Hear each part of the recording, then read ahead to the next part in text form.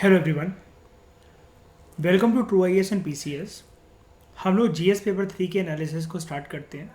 Mains 2022 जो अभी paper हुआ था उसका, जैसा कि हर पेपर में हम लोग करते हैं, इनसाइट्स देखेंगे, सोर्सेज देखेंगे और पेपर सॉल्वेबल था रेगुलर सोर्सेज से कि नहीं, इन सारी बातों पे डिस्कशन करते हैं।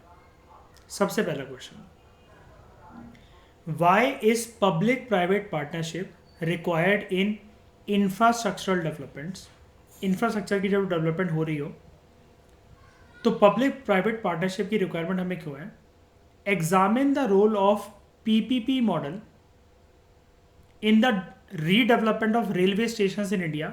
बदबूदार रहते हैं, हालत ख़राब रहती है, पंखे झूल रहे हैं, लटक रहे हैं, किसी की खोपड़ी पे आकर गिरे गिरे तो उसके प्राण निकल जाए, पता चला। ये हालत रहती है रेलवे स्टेशन की। इसको हमें एग्जामिन करना है। 10 मार्क्स का क्वेश्चन है, 150 वर्ड्स में लिखना है। एक मज़ेदार बात बताता हूँ कि यूपीएससी जो है चील जैसी नज़रें रखने को क्यों बोलता है। इस क्वेश्चन की हिंट ना, जो बंदा एक दिन पहले पेपर देकर आया होगा ना, इससे ली जा सकती थी।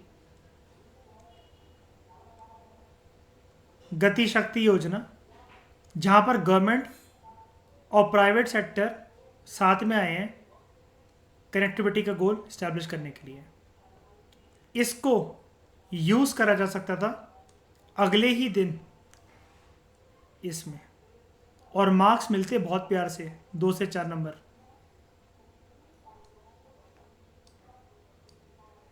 देख रहे हो चील जैसी नजरें रखना क्यों जरूरी है? कि ये जो क्वेश्चन है पहले ही क्वेश्चन उसने जो पूछा है पिछले दिन, जो मेंस का पेपर जीएस पेपर 2 हुआ है, government, public sector, private sector, public private partnership, मैंने डिस्कस भी करवाया। पीपीपी मॉडल कि जीएस पेपर 3 का ही इसने यहाँ पर पूछ लिया। जीएस पेपर 3 में कह रहा है कि जो प्रीवियस पेपर देकर आए हो पिछले दिन, उससे ही हेल्प ले लो, प्रेशर को डालना दिमाग में। यानी कि पेपर देखो कितना कन्वेंशनल से भी कन्वेंशनल पेपर बना है, कि ऐसे ऐसे कॉन्फिडेंस हिलाकर इतना इजी पेपर कर दिया। और प्रीलिम्स देने वाले इस साल जिनका नहीं हुआ वो यही सोच रहे हैं काश एक बारी इस साल का मेंस लिखने का मौका मिल जाता। हर साल मैं आपको बताऊं मेंस का लेवल सेम ही रहता है, हर साल सेम रहता है। ये मैं क्यों बोल सकता हूं? पास्ट रिकॉर्ड अपना देख लो। जब हमने 6th करी, 6 भी डिफिकल्ट थी हमारे लिए, बहुत पिटता था मैं मम्मी से। 7th करी तो 6 के बच्चों को बोलता था तेरे से ये भी नहीं हो पा रहा है। 12वीं करी तो 12वीं टफ लगती थी, बहुत पढ़ना पड़ता था, एडमिशन चाहिए था। कॉलेज में आया, लेकिन जब 12वीं तक के बच्चों को पढ़ाने लगा, डंडा बजा देता हूँ अच्छी तरीके से, उनको स्पैन कर देता हूँ। यानी कि हम जिस लेवल पे होते हैं वो चीज़ हमें टफ लग रही होती है, लेकिन जब हम निकाल लेते हैं उसको तो वो चीज़ ईजी लगती है। ये चीज़ यूपीएससी में कैसे कर सकते हैं? अपनी रैंक इंप्रूव करने के लिए प्रैक्टिस करो, टेस्ट सीरीज लगाओ, क्वेश्चन तो सिंपल ही आ रहे हैं। आगे इसकी ज़रा ब्राइटनेस बढ़ा देते हैं।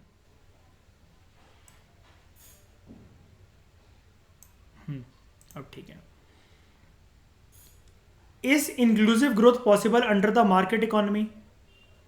क्या ऐसी ग्रोथ जहां पर हर एक सेक्शन ऑफ द सोसाइटी को ग्रोथ का बेनिफिट मिले, फ्रूट मिले, क्या ये मार्केट इकोनॉमी के अंदर पॉसिबल है? कोर इकोनॉमिक्स का क्वेश्चन पूरा सिलेबस से उठाया गया topic inclusive growth.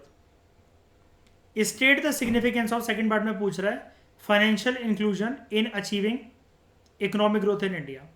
Total mains का static portion part, no need of current affair, चाहो तो मेंशन कर सकते हो, 21 तुक्की स्कीम। 10 नंबर का लेकिन क्वेश्चन है, 150 वर्ड सटीक आंसर लिखना है। एक पेज पर inclusive growth plus market economy की बात होगी, दूसरे पेज पर financial inclusion plus economic growth की बात होगी। यानी कि 4 फैक्टर्स हैं इसके अंदर, 2-2 के कनेक्शन में। Easily doable paper, doable question. 3, what are the challenges of public distribution system in India? PDS. इसको ज़्यादा इफेक्टिव और ट्रांसपेरेंट कैसे बनाया जा सकता है? जीएस पेपर 2 देखो,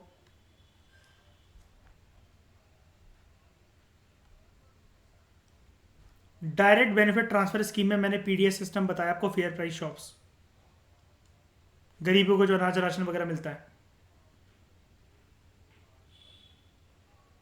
ये एक प्रोग्रेसिव स्टेप है, लेकिन इसकी लिमिटेशंस भी हैं। इसने यहाँ पर ये पूछा ना कि इसकी लिमिटेशंस भी हैं, पेपर 3 के अंदर क्वेश्चन देखो। इसको और इफेक्टिव और ट्रांसपेरेंट कैसे बनाया जा सकता है, यानी कि इसमें पहले लिमिटेशन थोड़ी सी मेंशन कर दो।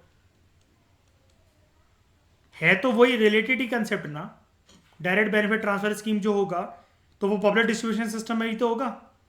या तो लोगों को स्कीम्स बांटी जा रही हैं, सर्विस या कोई गुड वगैरह या अनाज वगैरह। क्लोजली वॉच ऑब्जर्व करना है, और ये बिना जिसका दिमाग में शोर है वो कभी भी ऐसे पेपर को निकाल नहीं सकता, क्योंकि दूसरे लोग लीड ले जाएंगे। Elaborate the scope and significance of food processing industry in India. जैसे मिड टर्म के अंदर स्कूल के बच्चों को क्वेश्चन पूछ रहे हो, सिर्फ ऐसा क्वेश्चन। ये टॉपिक मेंस के सिलेबस का पार्ट है, हम लोग इसको स्टडी करेंगे। 30+ पेजेस के हमारे पास नोट्स रहते हैं इसके लिए। फूड प्रोसेसिंग, और एक और अभी मैं दिखाऊंगा back chain and forward and backward linkages, वो भी उसी का पार्ट रहता है। Direct question, scope and significance, और डायरेक्टली उसके अंदर हेडिंग है। 12 पॉइंट इसके हैं हमारे पास, जो हम मटेरियल डिस्कस करेंगे। 37 पॉइंट इसके हैं सिग्निफिकेंस के। 5 यहाँ से उठाओ, 5 यहाँ से उठाओ, एक ऑप्टिमिस्टिक कंक्लूजन दे दो और पूरे नंबर ले जाओ इस क्वेश्चन में। 5th question, the increase in life expectancy in the country, इसकी वजह से नए हेल्थ चैलेंजेस आए हैं कम्युनिटी में। यानी कि हमारा हेल्थ इंफ्रास्ट्रक्चर जो है वो इतना ज़्यादा सक्षम नहीं है कि बढ़ती जनसंख्या और लाइफ एक्सपेक्टेंसी जो बढ़ रही है, जिसके जो जनसंख्या भी बढ़ रही है, सबको अफोर्डेबल हम लोग हेल्थ केयर दे दें। और ये चीज़ कोविड में साफ दिखी। तो what are those challenges, challenges क्या हैं और क्या स्टेप लिए जा सकते हैं इनको मीट करने के लिए। इसके अंदर थोड़ा सा इंट्रोडक्शन का जो एंगल है ना, जीएस पेपर 1 सोसाइटी से बनेगा, लाइफ एक्सपेक्टेंसी का। और फिर उसके बाद इकोनॉमिक सर्वे से कुछ पॉइंट लिए जाएंगे, और बजट में देखा जाएगा कि इस बारी हेल्थ के लिए कितना एलोकेट कर रखा है। क्यों पूछा यूपीएससी ने क्वेश्चन, कोविड के बाद सबसे ज़्यादा हेल्थ इंफ्रास्ट्रक्चर ही चरमरा रहा था, तब से सरकार बजट में हेल्थ को बहुत एलोकेट कर रही है। करंट अफेयर का मैं ये नहीं कह रहा कि क्वेश्चन वहां से डराइव हुआ है, एक इंस्पिरेशन ली गई है। लिखा जाएगा पूरा का पूरा इसका स्टैटिक कंटेंट ही। केक अवन या फिर माइक्रोवेव में जाने के बाद 90% रेडी हो जाएगा। सुंदर बनाएंगे उसको, इकोनॉमिक सर्वे के कुछ डेटा और बजट के डेटा, और 100% आपका केक रेडी। ये है वो क्वेश्चन जिसमें मैं कहता हूँ कि केक के ऊपर जो आइसिंग करने का काम करते हैं करंट अफेयर, इकोनॉमिक सर्वे और बजट, ये है वो क्वेश्चन। अगला, each year a large number of plant material cellulose, ये डिपॉजिट हो जाता है प्लेनेट अर्थ की सरफेस पर। What are the natural processes this cellulose undergoes before yielding carbon dioxide. क्या प्रोसेस से गुजरता है कार्बन डाइऑक्साइड रिलीज करने से पहले, वाटर रिलीज करने से पहले और अदर एंड प्रोडक्ट रिलीज करने से पहले। मैं हमेशा बोलता हूं प्रीलिम्स के लिए साइंस एंड टेक्नोलॉजी कोर तरीके से पढ़ना बहुत जरूरी है, स्पेशली 6th से 10th की जो एनसीईआरटी, और उसमें भी मैं लेवरेज देता हूं कि सिर्फ बायो का पोर्शन कर जाओ। ये क्वेश्चन ये बताता है अग्रहारी की बुक, ये इंस्टीट्यूट के मटेरियल, या अपनी कोचिंग में तो भूल ही जाओ कि साइंस एंड टेक्नोलॉजी होती है, ना के बराबर होती है। कोचिंग वाले अगर साइंस एंड टेक्नोलॉजी करवाने पे आए तो 10 महीने या 11 महीने की जितनी भी कोचिंग होती है ये एक्स्ट्रा देने पड़ेंगे उनको। साइंस एंड टेक्नोलॉजी वो इसलिए ज़्यादा टच नहीं करवाते ताकि बच्चों को कुछ भी पढ़ा दो। साइंटिफिक तो बच्चे हैं ही नहीं, साइंस एंड टेक्नोलॉजी जानते ही नहीं है। इस प्रकार के क्वेश्चन के लिए यूपीएससी ने सिर्फ एनसीईआरटी की मदद ली और कुछ नहीं मदद ली है।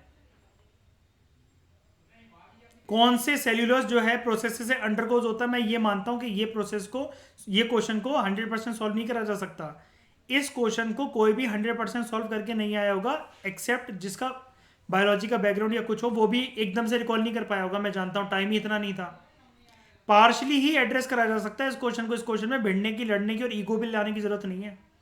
इस पार्ट को मैं पार्शली एड्रेस कर सकता था, यानी कि मैं 6 नंबर या 6.5 नंबर का, मैक्सिमम 7 नंबर का ही कोई मार्क्स ले सकता था इसके अंदर। लेकिन फिर भी ये सेल्यूलोज के बारे में आराम से छठी से नौवीं तक की साइंस में जो बायो वाली जो एनसीईआरटी बायो वाला जो पोर्शन होता है एनसीईआरटी में, उतनी हेल्प तो ले सकता हूं मैं, वो आराम से यहां पर मिल जाती। बाकी मैं इस्माइल करके ये चीज़ छोड़ सकते थे हम लोग कि जब हमें नहीं पता, इतना करने के बाद इतना सारा सिलेबस है, तो इस रूम में बैठे किसी स्टूडेंट या उसके बाप को भी क्या ही पता होगा। अगला क्वेश्चन, फोटोकेमिकल स्मोक के बारे में बताओ, उसके फॉर्मेशन, इफेक्ट और मिटिगेशन को बताते हुए, यानी कि बनते कैसा है, इफेक्ट्स क्या क्या हैं और एड्रेस कैसे करा जा सकता है। एक प्रोटोकॉल की मदद लेने को यूपीएससी ने बोला, 1999 की गोथेनबर्ग प्रोटोकॉल।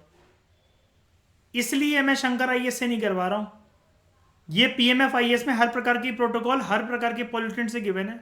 जैसे पीओपी मैंने पढ़ाया था, परसिस्टेंट ऑर्गेनिक पॉल्यूटेंट्स, शंकर में सारी चीजें नहीं मिलेंगी, पीएमएफ आईएएस में मिल जाएंगी। ये पूरा का पूरा क्वेश्चन हमारा यहां से हो सकता था।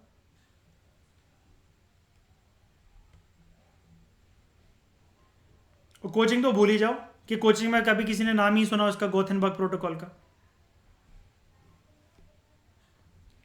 और पूछ भी कब कर रहा है, करंट अफेयर भी तो नहीं है, 1999। Explain the mechanism and occurrence of cloud burst in the context of Indian subcontinent, discuss two recent example. UPSC ने 2016-2017 में फ्लैश फ्लड्स के बारे में पूछा था। उसी क्वेश्चन की फ्लैश फ्लड्स, फूड नहीं, फ्लैश फ्लड्स। उसके बाद यूपीएससी ने एक साल पूछा अर्बन फ्लडिंग के बारे में। यूपीएससी ने सोचा बच्चे चालाक हो गए, फ्लैश फ्लड अर्बन फ्लडिंग जान गए कि एक ही प्रकार की चीजें हैं, तो हम नया टर्म पटक देते हैं, क्लाउड बर्स्ट। मैकेनिज्म और अकरेंस इसका डिस्कस करना है, लेकिन क्योंकि जीएस पेपर 3 है, अगर पूछना था तो जीएस पेपर 1 में ज्योग्राफी में पूछ लेता।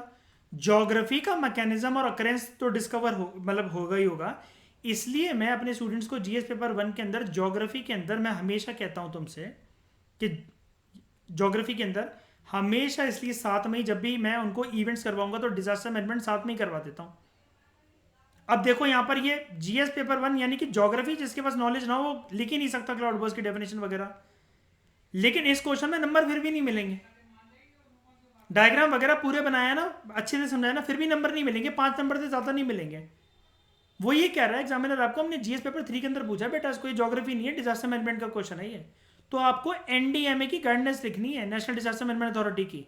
भले ही हमने पूछ रखा हो कि ना पूछ रखा हो, कंक्लूजन के अंदर 2 से 4 गाइडेंस लिखकर आ जाओ कि वो क्लाउड बर्स्ट के ऊपर क्या कहता है एनडीएमए, और आपके नंबर 5 से हम 9.5 या फिर ओवरऑल पूरे की पूरे कर देंगे। हर क्वेश्चन की जैसे एक अलग नीड होती है, मैंने पेपर टू में आपको बताया, आर्टिकल, सुप्रीम कोर्ट की जजमेंट्स, वेलफेयर स्कीम्स के नाम, ऐसे ही यहाँ पर ये वाला काम करना। ये अगर पूछना था यूपीएससी को 1 में पूछ लेता ज्योग्राफी में क्लाउड बर्स्ट के बारे में, यहाँ पर क्या पूछा उसने। उसके बाद question number 9, discuss the types of organise crime. Syllabus से डायरेक्ट निकला हुआ क्वेश्चन, पेपर 3। लिंकेजेस बताना हमें टेररिस्ट और ऑर्गेनाइज क्राइम के बीच में क्या एग्जिस्ट करते हैं, देसी लेवल पे भी और विदेशी लेवल पे भी, ट्रांसनेशनल लेवल पर, यानी कि एक दो कंट्रीज को कैसे अफेक्ट कर सकते हैं। क्यों पूछा यूपीएससी ने क्वेश्चन, अफगानिस्तान बॉर्डरिंग कंट्री है, तालिबान की सत्ता वहां पर काबिज हो चुकी है। अगर कभी भी भड़प हुई तालिबान से तो हर रोज दिवाली है फिर तो इंडिया में, कब तक संभालेंगे। देश का एक बड़ा पार्ट, बड़ा रिसोर्सेज, ये नहीं कह रहे कि हम संभाल नहीं सकते, लेकिन बड़ी intelligence security agencies, army, navy, ये सब कुछ टेररिस्ट को कंट्रोल और उनकी एक्टिविटीज और उनके प्लान को हाईजैक करने में निकल जाती हैं। उतनी पावर, उतना मटेरियल, उतना पैसा कहीं और ना लगाएं देश की तरक्की में। तो हमें ये लिंक बताना है, नेशनल, और उसने इंटरनेशनल नहीं पूछा, चलाक देखो, ट्रांसनेशनल, यानी कि अगर कंट्री ए का बॉर्डर कंट्री बी के साथ हो, कंट्री सी के साथ है, एक में कर आतंकवाद पनप रहा है ना और ऑर्गेनाइज क्राइम, तो इसका इफेक्ट यहां जाएगा और इसका इफेक्ट यहां जाएगा।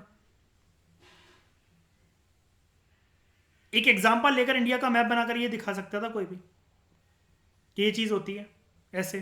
पाकिस्तान को तो हर कोई लिख कर आएगा, मैं होता तो अफगानिस्तान लिख कर आता।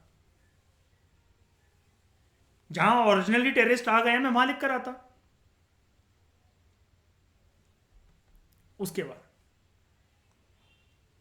What are the maritime security challenges in India.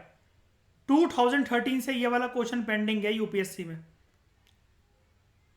जिन लोगों के पास अटेम्प्ट थी मैंने उनको देखा है, वो सोचते रह जाते थे ये क्वेश्चन देखना पक्का आएगा, दिपांग पक्का आएगा, पक्का आएगा। और मैं भी बोलता था हाँ आएगा। इतनी लेट पूछेगा यूपीएससी ये किसी को उम्मीद नहीं थी। क्यों बोल रहा हूं मैं ऐसा? ताज अटैक से इंस्पायर्ड है ये क्वेश्चन, क्योंकि इंडिया का ध्यान अपनी मैरिटाइम सिक्योरिटी पे तभी गया था जब कसाब आया था यहां पर। उससे पहले वाटर सिक्योरिटी पे इंडिया इतना ध्यान नहीं देता था। वो आया पानी के रास्ते से, तो हमने देखा भाई पानी भी एक ऐसी चीज है कि जहां से यहां से भी टेररिस्ट चले आ सकते हैं। और रातों रात उसने मुंबई के अंदर क्या करा था इस चीज से, तो सेंट्रल स्टेशन कौन सा था वो पता नहीं क्या क्या बोलते हैं अंकिता उसको, कौन सा ग्रैंड टर्मिनल ऐसे कुछ है ना वो। हाँ हाँ, छत्रपति शिवाजी टर्मिनल। कैसे नचाया उसने पूरा रातों रात पूरी मुंबई को। Discuss the organisational, technical and procedural initiatives taken to improve the maritime security. Introduction बनेगा कसाब और ताज अटैक्स, मतलब एक हिंट लेकर, ये यहाँ नाम नहीं कि mister Kasab enter the Indian territory ऐसे करके लिखने लग जाओ। वो भी मैं बताऊंगा कि यूज़ कैसे करा जाता है, बोलने का भी एक तरीका होता है। यहाँ पर आप एग्जामिनर से क्योंकि बात करते हो, और बात यहाँ पर ऐसे नहीं करनी होती कि दिपांग वाला मजाक करने लग जाओ यहाँ पर। तो discuss the organisation, technical and procedure initiatives taken to improve the maritime security. हमने क्या क्या रिसेंटली इनिशिएटिव वो करे हैं। अब पेपर 3 है तो मेरे पास स्कोप है, मेरा ध्यान जाएगा सीपल और जो मैं स्टीपल बनाता हूँ, social, economical, cultural, ethical, legal, जो मैं एब्रीविएशन बनाता हूँ, तो मेरा ध्यान जाएगा। अगर मैरिटाइम सिक्योरिटी की बात आ रही है तो अब तो ड्रोन भी ऐसे आ गए अंडर वाटर जाने वाले। ड्रोन का इस्तेमाल कर लो, सैटेलाइट इमेजेस का इस्तेमाल कर लो सिक्योरिटी को इम्प्रूव करने के लिए। ये चीज़ दिखती कहाँ पर है, मैंने बताया था अभी कुछ क्लासेस पहले जब जीएस की क्लास कर रहे थे। चेन्नई एक्सप्रेस 200 नॉटिकल माइल के एरिया को वो क्रॉस कर जाता है शाहरुख खान, और श्रीलंकन नेवी उसे पकड़कर दोबारा सरदार जी के पास ले आती है। देखना कभी वो ध्यान से movie. Question 11, economic growth in the recent past has been led by increase in labour productivity. Economic growth in the recent past has been led by increase in labour productivity, यानी कि लेबर की importance बहुत है economic growth को लाने में। Explain this statement. सबसे पहले तो suggest the growth pattern that will lead to the creation of more jobs without compromising labour productivity. कुछ साल पहले यूपीएससी ने 2016 या 17 की बात है, जॉबलेस ग्रोथ के बारे में क्वेश्चन पूछा था। अब जब इंडिया इसके लिए इनिशिएटिव लेने लग गया और बड़ी सारी G4 की घंटे इनिशिएटिव लेने लग गई इसके लिए, वहीं पर उसी के कॉन्फ्रेंस में G4 या G7 की समिट थी, जॉबलेस ग्रोथ का वो आया था, कंसेप्ट आया था। और इवन बात उसकी नहीं है, इकोनॉमिक सर्वे के अंदर ये वाली चीज दे रखी थी। तो suggest the growth pattern that will lead to creation of more jobs without compromising labour productivity, के ऐसा ग्रोथ पैटर्न सजेस्ट करो जिसकी वजह से ज़्यादा जॉब्स मतलब क्रिएट हो और लेबर की प्रोडक्टिविटी भी मतलब उससे कॉम्प्रोमाइज ना हो। ये आप कोर इकोनॉमिक्स से जैसे ही आप पढ़ोगे इंडिया का ट्रांजिशन कि वो वर्ल्ड इकोनॉमी में ग्रेट पावर बनना चाहता है, तो हम लेबर का किस तरीके से ध्यान रखते हैं। तो जब तीनों सेक्टर की डिबेट आप कंप्लीट कर लोगे मेरे साथ, primary, secondary and tertiary, labour तो हर जगह है, लेबर तो हर जगह है। ग्रोथ बढ़ने का मतलब ये थोड़ी ना कि किसान को आत्महत्या करने में मजबूर कर दो या फिर सर्विस सेक्टर में काम करने वालों की सैलरी कम कर दो। ग्रोथ पैटर्न को हमें सस्टेन करना होता है, सस्टेन, जिससे ज़्यादा जॉब क्रिएट हो और लेबर प्रोडक्टिविटी कॉम्प्रोमाइज ना हो किसी भी तरीके से, विदाउट कॉम्प्रोमाइजिंग। इसको, ये कोर इकोनॉमिक्स का पार्ट है, इंडियन इकोनॉमी के कंसेप्ट इसके अंदर मर्ज होंगे, जिसको मैं आपको पढ़ाऊंगा। थोड़ा सा सारा इसमें इकोनॉमिक सर्वे के कुछ फैक्ट्स एंड फिगर्स का लिया जा सकता था, इसके ऊपर डेडिकेटेड चैप्टर था क्योंकि इकोनॉमिक सर्वे में। फिर उसके बाद, do you think India will meet 50% of its energy needs from renewable energy by 2030? India के बड़े सारे प्लान है, सस्टेनेबल डेवलपमेंट गोल वगैरह। तो डू यू थिंक मतलब एक ओपन पर्सपेक्टिव आपको पूछ रखा है। तो कभी भी ऐसे क्वेश्चन के अंदर यूपीएससी के अंदर कंप्लीट तरीके से येस और नो क्या करनी आना होता है। Yes yes yes we think, no no no no we don't think, justify और आंसर। पहले आप लिखो कि हाँ इंडिया के जो गोल हैं, जो वो टारगेट लेकर चल रहा है, वो बहुत ऑप्टिमिस्टिक है, अच्छे लग रहे हैं सुनने में, इंडिया ये प्रयास भी कर रहा है। लेकिन जिस गति से चल रहा है तो आप ये लिख कर आ जाओ 2030 शायद से ना, तो थोड़ा सा लेट हो जाए, लेकिन फिर आप कंक्लूजन भी दे दो एक, कि अभी हमारे पास टाइम है ऑलमोस्ट अ डिकेड, 8 ईयर्स 7 ईयर्स हैं हमारे पास, उसकी गति बढ़ा दो इन सब चीज़ों की। तो लिख दो फिर क्या क्या प्लान आ सकते हैं रिन्यूएबल एनर्जी के लिए और ज़्यादा तेजी से। तो how will the shift of, उसके बाद ही देखो क्वेश्चन के अंदर ही ना दो दो क्वेश्चन करके पूछ रखे हैं। जैसे ये देखो, इसका कोई लिंक ही नहीं बनता, इसका कोई लिंक ही नहीं बनता कि कहाँ गया ये क्वेश्चन। इसने कभी एक क्वेश्चन पूछा था, हाँ, is inclusive growth possible under market economy, ये एक अलग ही क्वेश्चन है। State the significance of financial inclusion. अब इसका और इसका कुछ ज्यादा लिंक, मतलब लिंक बनाने को तो फिर कुछ भी बना सकते हो, लेकिन ये पार्ट अलग है। जैसे कि मैंने बताया, ये 2-2 के पेयर्स में आ रखा है, ये ऊपर वाला क्वेश्चन अलग है, नीचे वाला क्वेश्चन अलग है, 5 नंबर इसके, 5 नंबर इसके।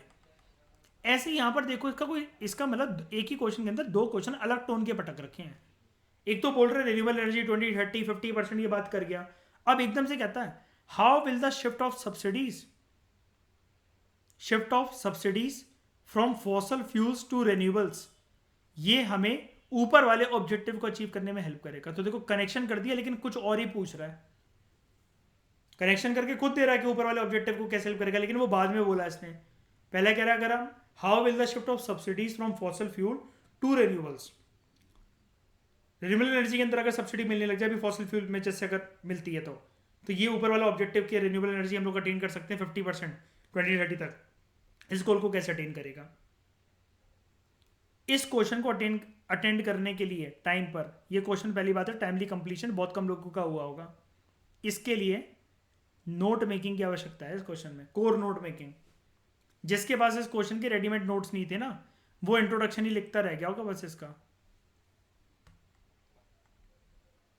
उसके बाद मैंने जैसा कि बताया था मेंस का, बिल्कुल वैसे जैसे फूड प्रोसेस किसने ऊपर पूछा था, what are the main bottlenecks, रुकावटें क्या in the upstream and downstream process of marketing of agriculture products in India, directly mains के सिलेबस से ये हम पूरा पढ़ेंगे।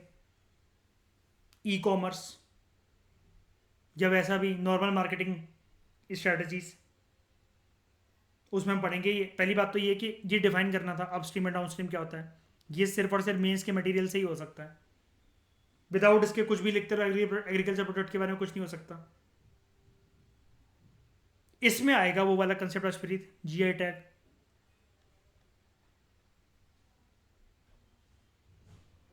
उसके बाद इंटीग्रेटेड फार्मिंग सिस्टम क्या होता है, how is it helpful to small and marginal farmers in India. Easy question, doable question, NCERT से करा जा सकता है। और ये इंटीग्रेटेड फार्मिंग सिस्टम कोई नया कंसेप्ट नहीं है, आप लिख सकते हो आराम से, एंशिएंट हिस्ट्री से इसका इंट्रोडक्शन बना सकते हो। प्रोसीजर पहले पूरा बताऊंगा मैं, यहां से इंट्रोडक्शन बन जाएगा। 15 नंबर का, तो स्कोप भी हमारे पास 3 पेजेस हैं हमारे पास, चोला चेरा पांड्या और उन सब की बातें कर सकते हैं, या जहां पर भी खेती बड़ी अच्छी हुआ करती होगी एंशिएंट हिस्ट्री में, मेडिवल हिस्ट्री में, करंट टाइम पे उसके बाद आएंगे, स्टेट्स का जिक्र करेंगे। टाइम हो, मैप तो ज़रूर बनाना है, तो मैप बना कर आओ और फिर दिखाओ। उसके बाद 25 दिसंबर 2021 को James Webb space telescope launch हुआ था, जो कि न्यूज़ में था। अब देख रहे हो, ये मेंस हो रहे हैं सितंबर में, 25 दिसंबर 2021 के करंट अफेयर पूछ रहा है। इसलिए मैं बोलता हूँ एक साल के current affair more than enough होते हैं, मेंस 365 करके सॉल्व करा जा सकता था। What are its unique features which make it superior to its predecessor space telescopes? इससे पहले वाले कौन से थे, इसमें खास बात क्या थी। ऑब्वियस ही बात है, जब भी कोई साइंटिफिक डेवलपमेंट या न्यूज़ आती है तो वो बताता है कि जो ये पुराने नहीं कर पाया वो क्या कर, मतलब कोर तरीके से यहाँ से सॉल्व हो सकता था। करंट अफेयर का क्वेश्चन है कोर।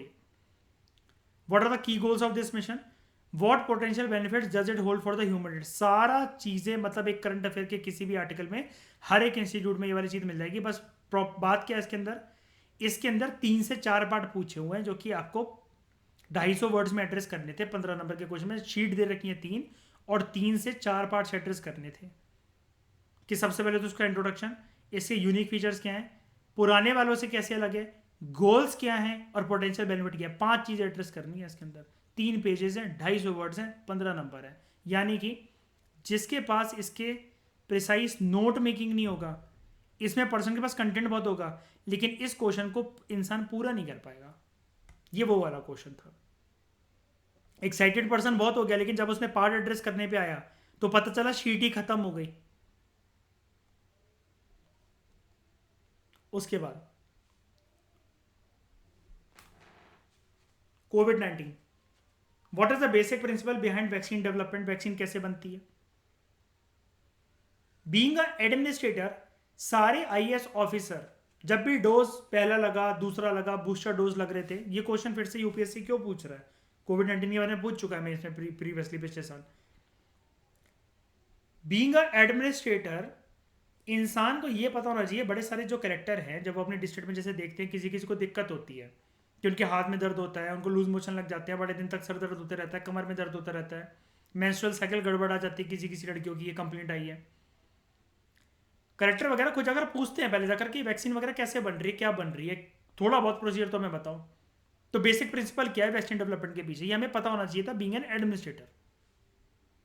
वैक्सीन वर्क कैसे करती हैं ये तो हर कोई कलेक्टर रिपोर्ट मांगेगा, हर आईएएस ऑफिसर रिपोर्ट मांगेगा ये तो।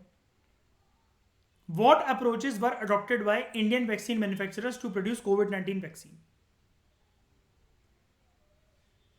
मेंस 365 में शायद से मिल जाए, लेकिन अगर कोई लेटेस्ट एडिशन की साइंस एंड टेक की बुक को भी पढ़ रहा है तो अब ये पार्ट स्टैटिक बन चुका है।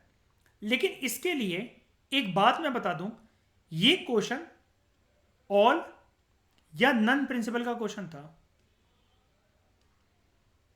कैसे? क्या ये डुएबल था? 100%। क्या ये डुएबल था? 0%। मैं फिर से बोलता हूं, क्या ये डुएबल था? 100%। क्या ये डुएबल था? 0%। क्यों बोल रहा हूं मैं ऐसा? आप इस क्वेश्चन के अंदर हवाबाजी नहीं कर सकते। यहां पर आपके चेक होते हैं ऐसे क्वेश्चन के अंदर ethics. Do you have the ability to say no to a question? अगर आप नहीं जानते हो, दुखी होने की जरूरत नहीं है कि वैक्सीन का इतना दौर चला, वो चला, ये क्वेश्चन भी मेरे को नहीं पता था, शायद से मैं अच्छी प्रिपरेशन मैंने नहीं करी। अपने आप को कोसने की जरूरत नहीं है, ना मानूसियत दिखाने की जरूरत है। वहाँ पर हवाबाजी भी करने की जरूरत नहीं है कि थोड़ा थोड़ा मैं लिख देता हूँ, यस मुझे एक बूस्टर डोज लगा था, ऐसा लगा था, वैसा लगा था। वैक्सीन से जो लगाई जाती है नाक में, पहले एक ना क्या कहते हैं, रुई डालकर, एक वो डालकर टेस्ट होता है, उससे पता लगता है। ये बच्चों वाली बातें नहीं करनी थी इस क्वेश्चन के अंदर, प्रॉपर साइंटिफिक डॉक्टर वाली बातें करनी थी इसके अंदर। ऑल और नन क्यों कह रहा हूँ? लिखने का तरीका और राइट टर्म्स को यूज करना, जो साइंटिफिक टर्म्स होते हैं अगर वो जानते थे तो अटेंड करना था इसको। जो नहीं जानते थे तो गवारों वाली गांव छाप बातें नहीं करनी थी यहाँ पे। आपको ये थोड़ी लिख कर आएगा हाँ जी मेरे पापा को भी वैक्सीन लगी थी, thank you very much for this question. उनको बुखार आया था 2 दिन, मम्मी के कमर में दर्द रहा था और मेरे हाथ में दर्द रहा था। मैं 2 दिन अपने बॉयफ्रेंड से बात नहीं कर पाई थी, मैं 2 दिन अपनी बंदी को टाइम नहीं दे पाया था। ये ऐसे ही क्वेश्चन है कि साइंटिफिक नॉलेज नहीं है तो देख लो कुछ भी नहीं लिख पाओगे। बेसिक प्रिंसिपल, भाई ये क्या प्रिंसिपल, ये लिख कर आओगे यहाँ पर बेसिक प्रिंसिपल में, यूपीएससी का पेपर दे रहे हो या फिर जिस प्रकार का ये क्वेश्चन है। वैक्सीन डेवलपमेंट का बेसिक प्रिंसिपल ये था कि हमें लोगों को कोविड-19 से बचाना था। How do vaccine work? Vaccine work करती है, राइट हाइट में डॉक्टर बिठाती है और कपड़े उतरवाती है, फिर वो कहती है इंजेक्शन लगेगा आपके, और बेटा कुछ बोलो, कुछ सोचो, अपना नाम बताओ। What were the approaches adopted by Indian vaccine manufacture? उन्होंने बहुत टेस्टिंग करी, बहुत सारे लोगों का पैसा खाया, बहुत सारा पैसा जमा करा, और फिर उन्होंने वैक्सीन बनाई जनता को पागल बनाने के लिए। 2 वैक्सीन हमारे देश में चलती हैं, एक कोविशील्ड चलती है, एक दूसरी चलती है।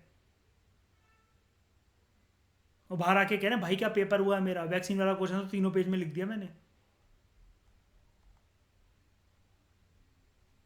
Discuss global warming and mention it's effects on the global climate. यानी कि इसका कंसेप्ट पहली बार यूपीएससी जो है कोर तरीके पे जा रहा है कि आपको कंसेप्ट और प्लस, कंसेप्ट भी नहीं बोलना चाहिए मुझे, कंसेप्ट तो बोलना ही नहीं है, definition. Definition mention it's effects on the global climate. हमारी क्लासेस देखो कहाँ कहाँ जा रही है, और यूपीएससी का पेपर देखो 3 दिन पहले, ये 1 वीक पहले क्योटो प्रोटोकॉल करवाया मैंने कंटेम्प्रेरी वर्ल्ड पॉलिटिक्स से, इसलिए मैंने वो बुक स्टार्ट करवाई थी तुम्हें, ये मेरा पर्पस था। और मैं तुम्हें इंडियन सोसाइटी क्यों करवाता हूँ उसका पर्पस भी देख ही लिया होगा तुमने जीएस पेपर 1 के अंदर, ट्राइब वाला एक क्वेश्चन। ये चीज़ें बाद में नहीं हो पाएंगी, जो चीज़ें मुझे लगता है कि भैया हाँ पहले करवा देनी चाहिए फिल्म से पहले, वो मैं करवा रहा हूँ। Explain the control measures to bring down the effect of global green house gases which cause global warming in the light of Kyoto protocol. अब ये किसी को पता हो चाहे ना पता हो, लेकिन हमें पता था। क्यों? 12th class NCERT contemporary world politics chapter environment 8 number का चैप्टर, और लास्ट के उसके कुछ टॉपिक्स कि इंडिया सिग्नेटरी है क्योटो प्रोटोकॉल वगैरह और इसका वगैरह वगैरह। हमारे पास तो दो सोर्सेज है इसके लिए, IR प्लस PMFIS। डुएबल था अभी तक, ये सारे क्वेश्चन डुएबल है क्या? इसको छोड़कर सारे क्वेश्चन डुएबल है। ये उसके लिए डुएबल है जो कि जानता था ये करंट अफेयर में ये होगा हर जगह, लेकिन जिसको वर्ड टू वर्ड याद था तो ये क्वेश्चन को वही कर सकता था। Explain the causes and effects of coastal erosion in India. What are the available coastal management techniques for combating the hazard? Geography का बेस बनाकर इसको 80% एड्रेस करना था। कुछ बातें इसके अंदर डिजास्टर मैनेजमेंट से लिखनी थी, तो 20% मार्क्स उसके थे बस। डुएबल था, 110% डुएबल था और बहुत इजी क्वेश्चन है। What are the different elements of cyber security? Direct main से उठाया गया question. Keeping in view the challenges of cyber security, examine the extent to which India has successfully developed a comprehensive national cyber security policy। पूरा static part, cyber security का पूरा जो हमारे पास document है उससे एक क्वेश्चन हो सकता है आराम से। इसके अंदर पूरे मार्क्स मिलने की संभावना है। Naxalism is a social, economic and developmental issue manifesting as a violent internal security threat. In this context discuss the emerging issues and suggest a multi layered strategy to tackle the menace of Naxalism.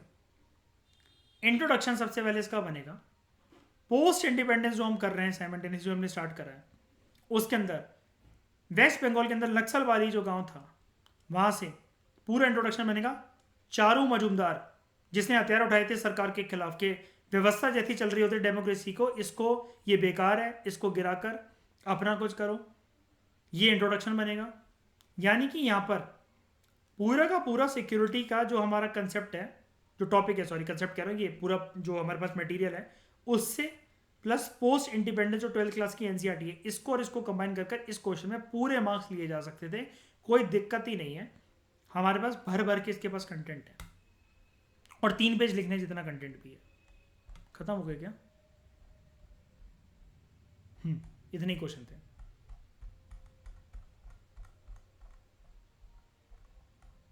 Inside क्या निकलती है इस question ऐसे paper से? सबसे पहले तो paper ये कह रहे हैं कि जीएस पेपर यहां तक तो खत्म हो गया, एथिक्स के अंदर तो बहुत ज्यादा जरूरत पड़ती नहीं है। 60 क्वेश्चंस के अंदर करंट अफेयर सिर्फ 3 या 4 क्वेश्चन के अंदर है मैक्स। ये है इसकी औकात। स्टैटिक पोर्शन प्रीलिम्स हो चाहे मेंस हो, इट इज द किंग। हमें बच्चों की तरह 6th क्लास पर अपनी मेंटेलिटी को ले जाना है। ये यूपीएससी नई बात नहीं है, स्टूडेंट को देखते हुए नहीं कर रहा मैं, ओवरऑल बता रहा हूं। क्यों? जिनको एग्जाम में बैठ के कंसेप्ट एकदम से क्लिक नहीं होते, जिनको एग्जाम में बैठकर एकदम से डेफिनेशंस क्लिक नहीं होती हैं, ये सिर्फ 6th क्लास का बच्चा ही कर सकता है कि वो सबसे पहले डेफिनेशंस बहुत याद करता है, रट्टा मारता है पूरे साल। छोटी सी बुक होती है उसके पास हिस्ट्री की, आवर पास 1 50 to 60 पेजेस की, लेकिन उसको पढ़ने के लिए उसके पास 365 दिन होते हैं। बिकॉज उसके स्कूल के टीचर ये जानते हैं जिस लेवल का ये बच्चा है, इसको डेफिनेशंस याद करने में, कंसेप्ट को समझने में, अशोका कौन था, ये सब था, ज्योग्राफी की डेफिनेशन, डेल्टा क्या होता है, प्लेन क्या होता है, माउंटेन क्या होता है, ये सब चीज़ें याद करने में इसको 365 दिन, पूरा 1 साल लगेगा। उसको क्लियर करने के बाद ये 7th में जाएगा। 7th में भी उसके साथ वही चीज़ें होती हैं, 8th में भी वही होती हैं, 9th में भी वही होती हैं। फिर उसका ज़िंदगी में एग्जाम आता है, पहला बोर्ड एग्जाम 10th क्लास का। तब तक वो कंसेप्ट और डेफिनेशंस का ही दीवाना होता है, वही करना होता है उसे। हमें भी वैसा बनना है, इसका मतलब इस पेपर, मतलब ये पेपर ये कह रहा है। और ये नहीं कह रहा मैं सिर्फ इस साल का ट्रेंड कह रहा, मैं फिर से रिपीट कर रहा हूँ, ऐसा यूपीएससी करता हुआ आया है। आप हवा में बातें नहीं कर सकते। इसके बारे में कौन पेजेस नहीं लिख सकता, बताना जरा। कहाँ गया ये? इसके बारे में कौन पेजेस नहीं लिख सकता? ग्लोबल वार्मिंग, क्योटो प्रोटोकॉल चलो हटा दो, global climate, global warming, green house gas, कौन पेजेस नहीं लिख सकता? शुरू में ही कह रहा है discuss global warming and mention it's effects. क्या डिस्कस करोगे उसके अंदर? गर्मी बहुत बढ़ जाती है, इसको ग्लोबल वार्मिंग कहते हैं। या मैंने 3 इडियट्स देखी थी, वहां पर साइलेंसर होता है, तो राजू कहता है ये ग्लोबल वार्मिंग के लिए कमीना रिस्पॉन्सिबल है कि ये लिख कर आओगे। यहां पर चाहिए होता है कंसेप्ट और ठोस डेफिनेशंस, जिससे एक्स्ट्रा एक्स्ट्रा मार्क्स मिलेंगे। मैं जीएस पेपर जैसे मैंने 1 में बताया, 2 में आर्टिकल्स और उसका बताया, यहाँ पर ये वाली चीज़ें मैंने बताई। यहाँ पर ज़्यादा परेशान नहीं होना है, यहाँ पर कंसेप्ट और डेफिनेशन आपको पता होने चाहिए। जीएस पेपर 3 के अंदर science and tech plus internal security, या फिर ओवरऑल अगर मैं ये ना कहूँ तो मैं ओवरऑल जीएस पेपर 3 को अगर मैं कहूँ, यहाँ पर नोट मेकिंग, पूरा वर्ड सुनना, नोट मेकिंग कंसोलिडेशन बहुत सॉलिड होनी चाहिए। नोट मेकिंग कंसोलिडेशन का मतलब क्या होता है कि मान लो आपके नोट्स के अंदर इतनी कनेक्टिव, मतलब इतने अच्छे से वो नोट्स होने चाहिए कि इंटरनल सिक्योरिटी में अगर आपके पास 50 से एंड में, बिल्कुल एंड वाला दिन जैसे आप एग्जाम लिखने जाते हो, 50 नोट्स अगर इंटरनल सिक्योरिटी के, ओवरऑल सिक्योरिटी के अंदर हो, तो उसी के अंदर आपके कुछ कुछ डायग्राम्स या कुछ कुछ माइंड मैप्स और चार्ट्स बन रखे हो। साइबर सिक्योरिटी का एलिमेंट ये है, ये इंडिया की साइबर सिक्योरिटी पॉलिसी है, ये मैरीटाइम सिक्योरिटी, उसके अंदर सारे एलिमेंट आपके पास होने चाहिए। और टाइम की किल्लत हो तो जैसे नोट्स बनाए लगा, बिल्कुल वही अपना डायग्राम जैसे नोट्स में बना रखे थे, डिट्टो कॉपी और पेस्ट कर आ जाओ उसे। पेपर बहुत बेसिक पे उतर आया है,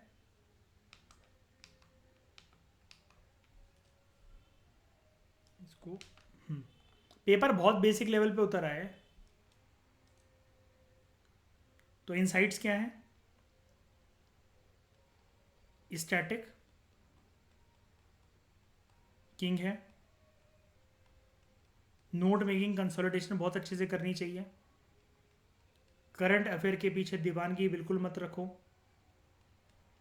definitions plus concepts plus meaning ये दिमाग में कवर होने चाहिए, and respect your NCERTs, plus हमारे पास जो बोनस है Tamil Nadu NCERTs. Thank you very much for discussion.